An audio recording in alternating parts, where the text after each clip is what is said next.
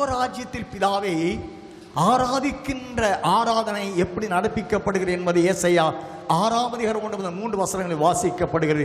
அதற்கு ஒப்பான ஆராதனையாக பூமியிலேயும் ஆராதித்து பரலோகத்தில் உள்ளவர்களும் உலகத்தில் உள்ளவர்களும் ஒன்றாக இணைக்கப்பட அவருடைய ரகசிய வருகையிலே ஒன்றாக அவர்கள் இணைக்கப்பட்டு மணவாளனை சந்திக்க ஆயத்தமாக உங்களுடைய ராஜ்யமாகிய சபை அனுப்பும் என்று வேண்டிக் கொள்ள கற்றுக் கொடுக்கப்பட்டார். According to book of Isaiah chapter 6:1-10, there will be a greater worship which will be similar to the worship in the heaven. The same kind of worship will be take place in the earth, and this is how there will be no variation between the heavenly worship and the earthly worship. When the bride gets such a stage, she will be compared, she will be qualified, she will be seen herself as the bride of the Lord. Then the secret coming of the Lord will take place and the bride will be taken into heaven. அருமையான கர்த்தருடைய பிள்ளைகளே, அன்பு பிதாவுடைய தாகம் அவர் மனுஷர்மத்திலே உலாவ அவர் விரும்புகிறார். ஆயிரம் மோசேயிடம் சொல்கிறார். யாத்ரா 25ஆம் அதிகாரம் 8ஆம் வசனம் 40ஆம் வசனத்தை வாசிக்கிறோம்.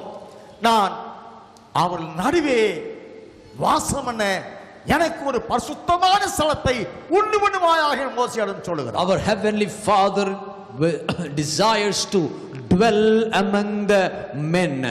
That's why it's written in Exodus chapter 8-25, and let them make a sanctuary that I may dwell among them. யாத்ராகமம் 25ஆம் அதிகாரம் 40ஆம் வசனத்திலே அதற்கு மலையிலே உனக்கு காண்பிக்கப்பட்ட மாதிரிபடியாக ஆசரிப்பு கூடாரத்தை உண்டு பண்ணுவாய் என்று கட்டளையிடுகிறார். Verse number 40 says, and see to it that you make them according to the pattern which was shown you on the mountain. பரலோகத்திலே மலையிலே மோசேக்கு காண்பிக்கப்பட்ட ஆசரிப்பு கூடாரத்தில் 3 வதி உண்டு. ஒன்று மகா பரிசுத்த ஸ்தலம், இரண்டாவது பரிசுத்த ஸ்தலம், மூன்றாவது பலிபீடமானது, பிராகாரம் என்று 3 மதில் உண்டு. அதை போல பூமியிலே நீ என் சபையை ஆசரிப்பு கூடாரத்தை எழுப்பு என்று சொல்கிறார். On the holy hill of Zion, Mount Zion, it was shown to Moses the leader about the tabernacle. The tabernacle consisted of 3 different parts: the court, the holy place, and the most holy place. Such a similar way the earthly in the last days churches also has to build by 3 different parts in the sanctuary of the Lord. பிதாவே, சியோனில் ஆராதிக்கிறவர்களுடைய ஆவிக்குரிய உன்னத திவ்ய நிலைகளின்படியானவர்களுடைய ஐக்கியத்தின் மத்தியிலே நான் அவர் நடுவே உலாவி அவர்கள் தேவனாயிருப்பேன், நான் அவர்கள் குமாரனாயிருப்பார்கள் என்று வெளிப்பட 21ஆம் அதிகாரம் 3ஆம் வசனத்தில் வாசிக்கிறோம். Revelation chapter 21 verse 3 says, such a people who gets these divine attributes, among them I will be indwelling. வெளிப்படுத்தல் 21ஆம் அதிகாரம் 9-10 வசனங்களில் வாசிக்கிறபடி தேவ மகிமையடைந்த ஆட்டுக்குட்டியான மனைவியாய மணவாட்டி உனக்கு காண்பிக்கிறேன் என்று திவ்யவாசனாய் யோவானுக்கு அழைப்பு கொடுக்கப்படுகிறது. Revelation chapter 21 verse 9 and 10, come I will show you the bride, the lamb's wife. Somebody read it. பின்பு கடைசியான 7 வாதைகளால் நிறைந்த 7 கலசங்களுடைய அந்த 7 தூதர்கள் ஒருவன் என்னிடத்தில் வந்து, நீ இங்கே வா, ஆட்டுக்குட்டியானவருடைய மனைவியாகிய மணவாட்டியை உனக்கு காண்பிக்கிறேன் என்று சொல்லி பெரிதும் உயரமான ஒரு பர்வதத்தின் மேல் என்னை ஆவியில் கொண்டு போய் தேவனுடைய மகிமை அடைந்த எருசலேமாகிய பரிசுத்த நகரம் பரலோகத்தை விட்டு தேவனிடத்திலிருந்து இறங்கி வருகிறதை எனக்கு காண்பித்தான்.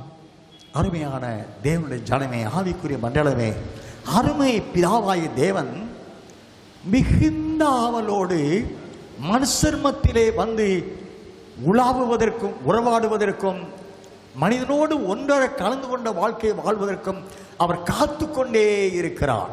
God, our dear heavenly Father, desires always to dwell among the holy people of the Lord. He wants to be having in fellowship with us. He wants to build a tabernacle of God with men. He wants to dwell with the people of God. Such a desire he has upon God's people.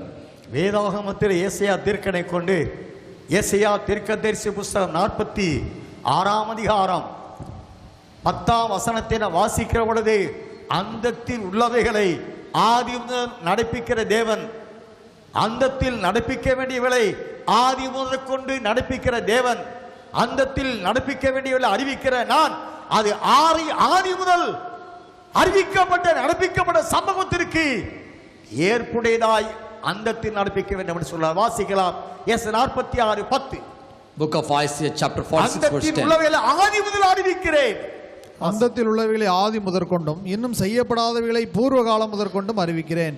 என் ஆலோசனை நிலைநிற்கும், எனக்கு சித்தமானவைகளெல்லாம் செய்வேன் என்று சொல்லி புறாஞ்சிற ஒரு பட்சியை கிழக்கிலிருந்தும் என் ஆலோசனை நிறைவேற்றும் மனுஷனை தூர தேசத்திலிருந்தும் வரவழைக்கிறவராய் இருக்கிறேன். அப்படி என்றால் முடிவான ரட்சிப்புக்கு உட்பட்ட புறஜாதியில் மீட்கப்பட்ட அந்த பரிசுத்தவானுடைய ஐக்கியத்தின் மத்தியிலே பூமியில் அவர்கள் ஆராதிக்கிற ஆராதனையிலேயே அந்த தேவன் வந்து உலாவ விரும்புகிறார், உறவாட விரும்புகிறார்.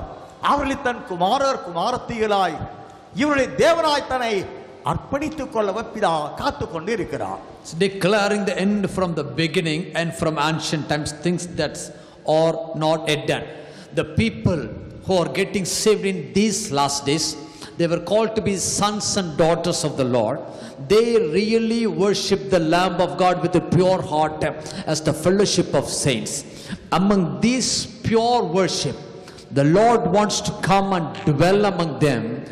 He wants to prepare them to be the bride of Him, beautiful bride for Himself. அந்தத்தில் நடப்பிக்க தீர்மானிக்கப்பட்ட தேவ நியமம் வெளிப்படுத்த 21ஆம் அதிகாரம்